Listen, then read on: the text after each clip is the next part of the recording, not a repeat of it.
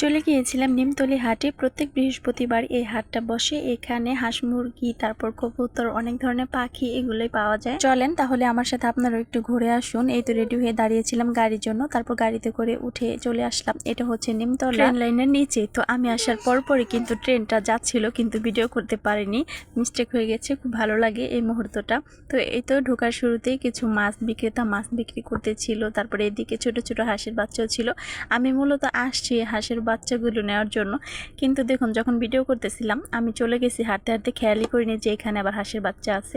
তো আমি একদম পুরো হাট ঘুরে ফেলছি। তারপর আবার যখন ফিরে আসার সময় দেখলাম যে এদিকে হাঁসের বাচ্চা, আর এদিকে দেখুন কত সুন্দর সুন্দর কিউট পাখিগুলো ছিল। আমার কাছে কিন্তু এই পাখিগুলো বেশ ভালো লাগে, আর আমার মেয়েতে পাখিগুলো দেখে মানে আনতেই চাচ্ছিল, কিন্তু আমার রাখার মতো জায়গা নেই, তার জন্য আনিনি। আর সম্পূর্ণ হাট ভরা ছিল শুধু কবুতর আর কবুতর। তো যারা কবুতর পছন্দ করেন, পালন করতে চান, এই নিমতলি হাটে যেতে পারেন। এখানে কিন্তু অনেক ধরনের অনেক জাতের কবুতর পাওয়া যায়। তারপর দেখলাম আমাদের এলাকার মানে আমাদের গ্রামের অনেক ভাইয়ারা গেছে কবুতর বিক্রি করার জন্য, আবার অনেকে গেছে কিছু কেনার জন্য।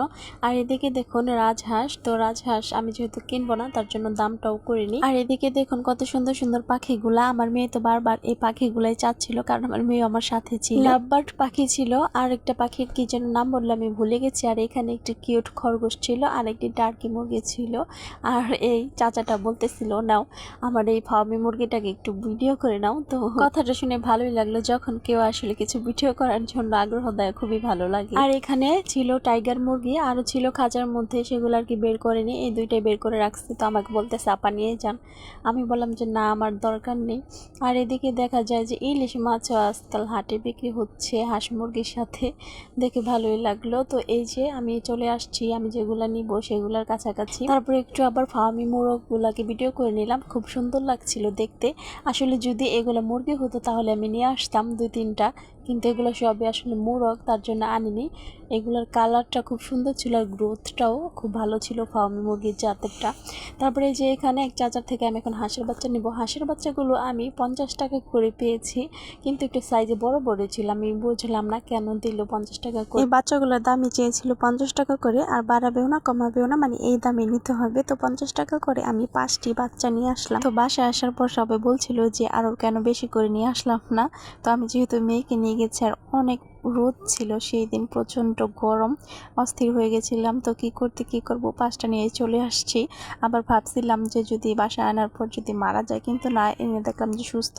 তো বাসায় আনার পর আপনারা কি করবেন, হাঁস বা মুরগি যাই আনেন না কেন, লেবু আর লবণ আর একটু চিনি দিয়ে সামান্য পরিমাণ, তারপর স্যালাইন তৈরি করে দিন। আসলে হাটে যে হাঁস মুরগিগুলো থাকে প্রচণ্ড রোদে ওদের অনেক কষ্ট হয়, যে দখলটা যায় শরীরের, এটা খাওয়ালে সেই দখলটা আর কি সেরে যাবে।